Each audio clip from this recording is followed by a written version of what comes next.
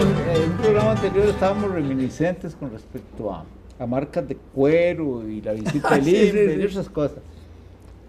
En esas que le da uno por comprobar ciertos datos, me puse a buscar, volví a abrir un libro que hace tiempo leí, incluso sobre el que escribí algo, que es una historia de la barbarie de la Segunda Guerra Mundial, pero en forma novelada. ¿Cómo se llama? Bueno, ahorita digo el nombre del autor. El asunto es que se mencionaba mucho los experimentos presuntamente fallidos en ese libro que habían hecho los nazis para gasear gente usando vehículos de combustión interna, conectándolos a la cabina, el escape a la cabina.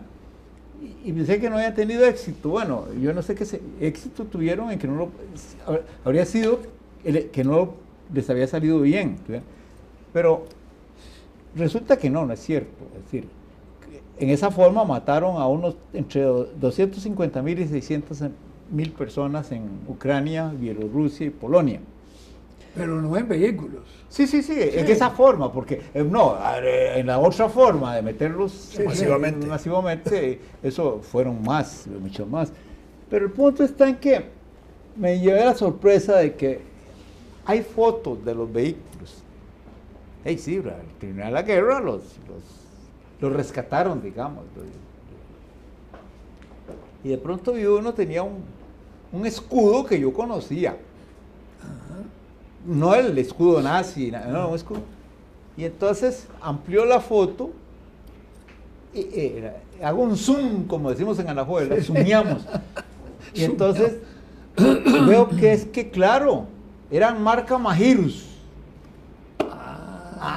Magirus Deutsch. Entonces, claro, Magirus Werke era la fábrica. Pero yo no sabía que eran alemanes los Magirus de San José. Claro. Y entonces me pregunto cómo todavía en 1950 yo me monté en un Magirus. Sí, claro. Es que eran los amarillos, los autobuses esos. Los buses de urbanos de San José. Sí, claro. Y uno decía, voy a coger el bus. Voy a esperar el Magirus. Sí. Y entonces, claro, el escudo era ese, una M muy sofisticada, con una especie de punta en el centro, muy alta. Y decía yo, mira, algunos de esos vehículos eran igualitos a los... Y entonces me dio pánico, porque yo estuve adentro de uno igualito a ese. Qué curioso, tontera, ¿verdad? Pero uno no... había pasado la guerra. Sí. Claro, te imaginas. Y esa técnica de que hablas se convirtió en una fórmula de suicidio durante un gran periodo de tiempo en los Estados Unidos. Parejas de ancianos encontraron montones de suicidios, se iban al garaje, cerraban todas las puertas, tapiaban la parte de atrás del carro, ponían una música y entonces se quedaban dormidos. Y me encontré con un dato ahí, ya me puse a explorar un poco más la cosa. Que no nos sigan quienes nos oyen. Ahora que están de moda aquí los... Una cosa tan siniestra, pero esas cosas ocurrieron, ¿verdad? Hay un capitulito ahí que habla de la pifia de los alemanes. El conocimiento de los alemanes en ese ámbito era enorme. Y resulta que en un momento dado como que se irritaron porque de 60 en 60 era muy poquitillo. Entonces quisieron hacerlo en grande por ese procedimiento. Y entonces inventaron un compartimento donde podían meter 600 personas de una vez. Y el escape que ponían para que hiciera el trabajo era de un motor diésel ruso que habían capturado enorme. Y si nadie entiende cómo fueron tan tontos, el diésel no produce tanto monóxido. Sí.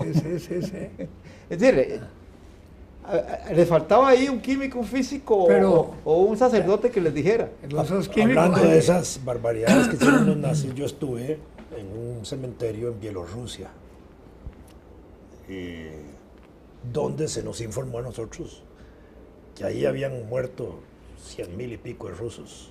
Y en ese cementerio habían fusilado y mucha gente no la enterraban totalmente muerta, digamos, totalmente muerta entre comillas, es decir, ya estaban malheridos y en artículos muertes, pero al punto de que casi durante 8 días la tierra se movía en aquella época. Ah, no, hombre. Ese era el símbolo del... Pero en tiempo de la invasión nazi. Sí, claro. Sí, la operación Barbarroja. Entonces, es decir, había sido una barbarie aquello y la tierra durante 8 días se movía.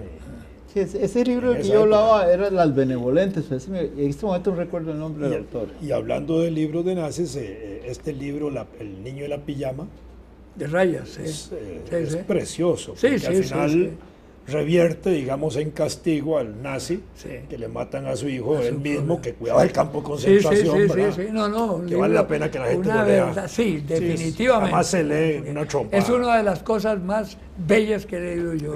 Bueno, a pesar de la tragedia, es que de veras es una lección gigantesca. Sí, bueno, es terrible. John Boyne es el autor pero a propósito que tiene unos libros preciosos para niños. Propiamente. Ah, no, mis nietillos han disfrutado. Oíme, a propósito de los científicos alemanes, de cómo estaban desarrollando con el B1 y el B2 y un montón de cosas en las que estaban trabajando, a mí me da la impresión de que faltó un poco de ética. Todos esos científicos se fueron para Estados Unidos. Von Braun se fue uno de los B2.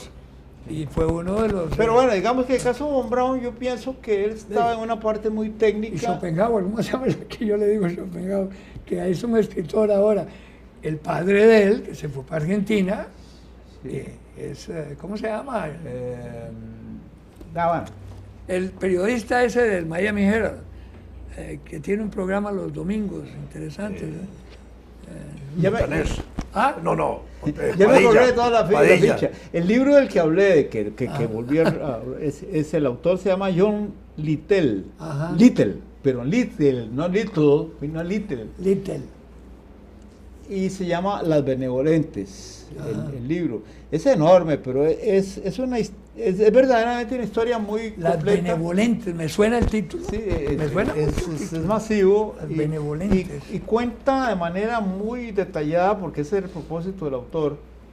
Pone un personaje ficticio como un oficial de la CSS que cuenta la historia y esa parte terrible la relata con lujo de detalles. Ahora cuando uno oye muchas cosas... Les daban jabón porque los iban a bañar. No, pero ¿cómo se llama?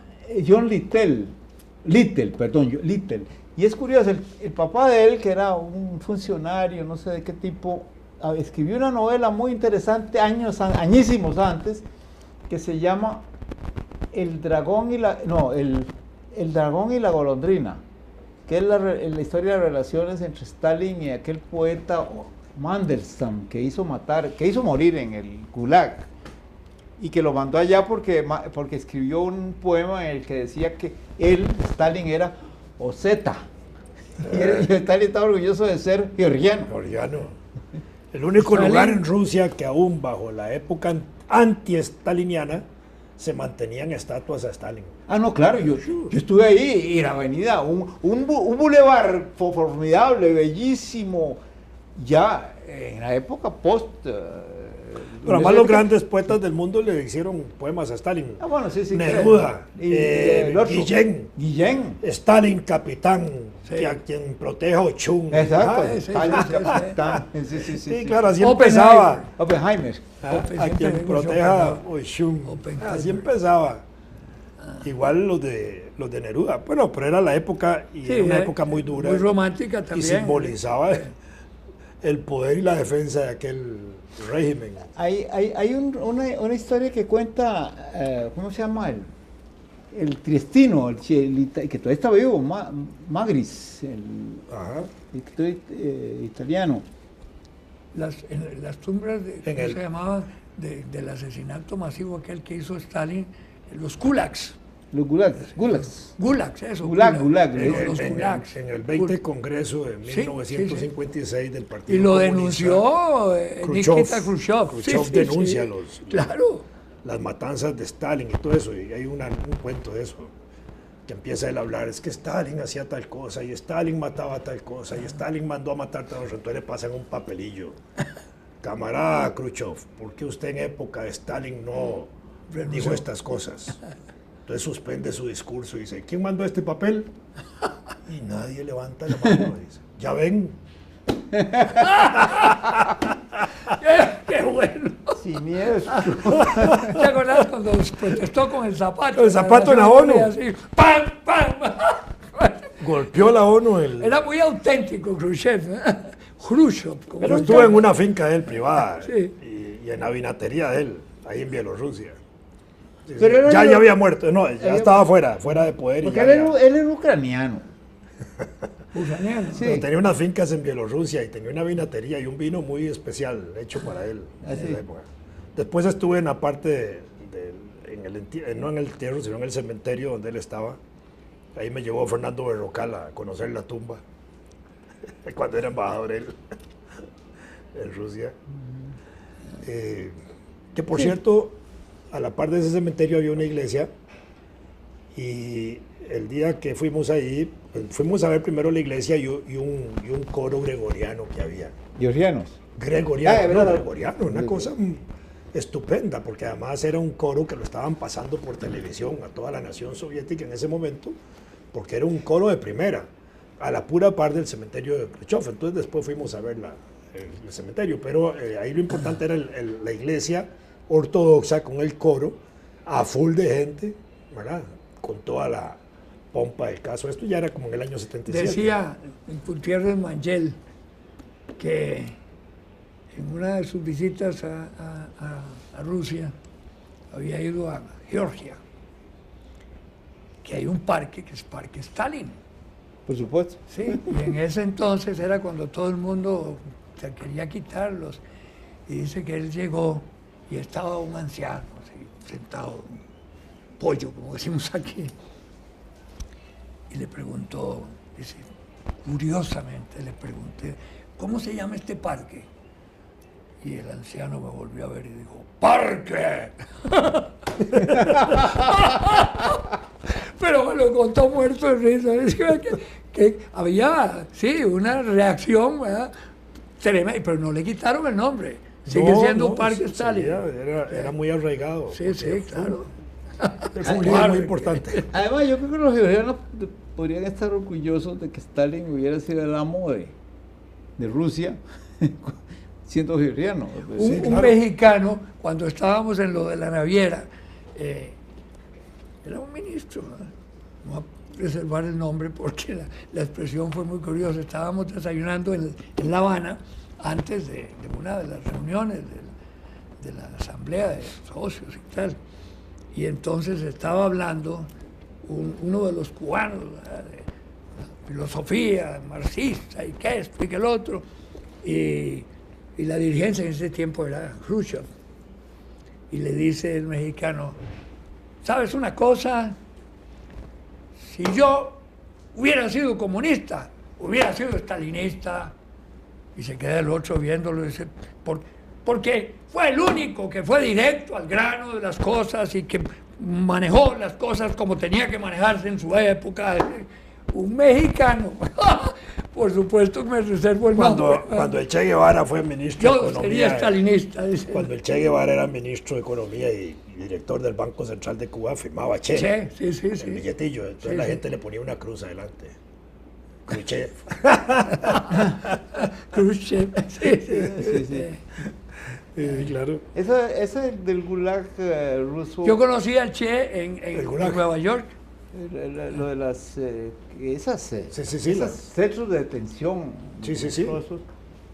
Los pogroms. Son por los judíos, se lo colaban. En la Yugoslavia de Tito existieron.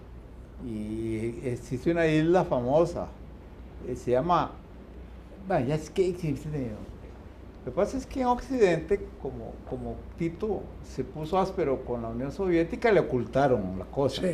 Pero era monstruoso también. Pero además era un personaje impresionante como líder político y unificador de Yugoslavia. Claro. Mientras Tito estuvo vivo, Yugoslavia fue unida. Y después se desintegró. Y más o menos feliz, digámoslo así, porque en el momento en que se murió Tito, esa carajada se desintegró en cuatro y fue terrible. A como pelearon los yugoslavos después de Tito, hay que pensar la guerra que le dieron a los nazis. Tremendo, Ha sido terrible. Pero fue Tito, precisamente, la dirigencia fue de Tito. Claro, era un combatiente. El entierro de Tito, cuando muere Tito, se hace un entierro internacional de líderes políticos. Gigantesco fue aquello. Todo el mundo fue. Claro. Era uno de los últimos jefes de la guerra. Sí. Ahora, y sobre su cadáver se lanzaron todos los alemanes y el Vaticano y todo el mundo para destruir Yugoslavia. Eso es la conspiración más terrible que y también sobre su cadáver después se tiraron para hablar mal de él. No, claro. Igual que el Stalin. Con el Stalin. Eso, vamos a ver, yo creo que el único que se ha salvado un poco de los dictadores así clásicos de que lo despedacen es Perón, pero ¿qué va? ¿Cómo? ¿Qué va? El peronismo... Bueno, es que, perdón. Y el peronismo era un movimiento medio fascista, para no decir fascista pero completo. El peronismo, sí, claro, originalmente, claro. Y sin embargo tiene un toque de aire de izquierda internacional. Pero oíme, todo el mundo cree que ubicándose en el peronismo se ubica en izquierda. Es que el peronismo de ahora no es el mismo. En los años 40... Eso lo pueden decir de todos los regímenes del de ahora, no es el mismo. El franquismo de ahora que existe, que está ahí en el poder ahora. Quizás, digamos, es lo mismo, no. Lo que yo quiero decir es que si usted coge el individuo, a Pinochet nadie le quiere poner el dedo porque ni de cerquita. En cambio con Perón, las cosas como que las han ido atenuando. Claro, eso es grave, no es que lo estoy aplaudiendo, no me interpreten mal. Es grave porque un día estos empiezan a hablar, a hacer la apología de Hitler, ¿verdad? Pero fíjate, en Ucrania están haciendo la apología de Stefan Bandera, un nazi, genocida, antisemita, asqueroso, y es un héroe, declarado héroe nacional ahora en el 2010. ¿En Ucrania? Sí. Bueno, entonces, ese es el peligro, por eso lo menciono, porque me parece repugnante. Y se han revivido incluso en esos países exsocialistas, movimientos fascistas. Que fue de lo peor que hubo en Europa. Bueno, es que era un socialismo de derecha, el nacionalsocialismo, así lo calificaba Adolfo Hitler, en la famosa carta, aquella, que ahí la tengo porque es interesantísima esa carta, donde refleja su pensamiento que le escribe a Roosevelt. Sí, habla del socialismo y el socialismo, pero un socialismo no dice de derecha, dice un socialismo beligerante y productivo. Ese es el término que usa. Es que, bueno, es obvio que el término socialista era muy atractivo para dedicárselo a cualquier cosa. A cualquiera. Desde el siglo XIX fue así. Sí, claro. Claro. Pues sabes que estaba leyendo de una segunda fuente, porque ya lo había visto de otra, el caso de el maestrito rural, casi rural, que en el año, creo que 1910 fue calificado como incompetente por el inspector del distrito. Es decir, el sistema había que calificarlo y esa calificación de incompetente lo declararon muy bien formado, pero muy incapaz de dominar a la clase y cosas de ese tipo. Lo declararon así, entonces tuvo que dejar el magisterio. ¿Y quién era? Mussolini. Mira, Mussolini yo le seguí, era un lo habían tremendo, de maestro, lo habían dejado seguir de maestro. Y a lo mejor había terminado siendo director de una escuelita y ya está, y usted se salva de algo. Pero es uno que después se volvió Un agitador. Un agitador de era izquierda, al principio. locutor de radio. Sí, claro. Era locutor de radio. Y era un gran orador, Mussolini. No, eso es cierto. Tremendo, ¿eh? Aquí vivió un el guardaespaldas popolo del- romano. Aquí vivió un Aquí guardaespaldas viven varios hijos ahí yendo para el... Sí, Sí, yo sé que o sí. nietos. Sí, sí, Ahí claro. están yendo para el castillo. Sí, sí. A mano derecha, ahí están. Bueno, a él, no importa. Pero qué muerte más. Dicen que hay que horrorosa. aterrizar porque Lo Con la colgaron. Petachi, sí, de las patas. Con la Petachi, a con palos su lo mataron. A palos lo mataron. sí, Claretta Petachi. Bueno, qué horror. Clareta. Pero mandó a fusilar a su propio yerno. ¡Qué bárbaro! Y todos esos mandan a hacer eso. Sí, claro. sí. ¡Qué bárbaro! ¿Cómo se llamaba ese carajo? Y ya, Malaparte. y ya que está justificando. Curcio Ya, Malaparte lo cuenta muchas cosas de ese carajo. De ¿cómo se llamaba? El yerno. Sí, el conde Chiano. Conde Chiano. Chiano, sí. ¿Y cómo se llama? Sí, hacía mucho negocito, eso es cierto, ¿verdad? Porque en la historia se relatan las... El albanés Oxa. No, el escritor, sí. Creí que era el Ya, dirigente. terminamos. Cadaré. Ya se acabó.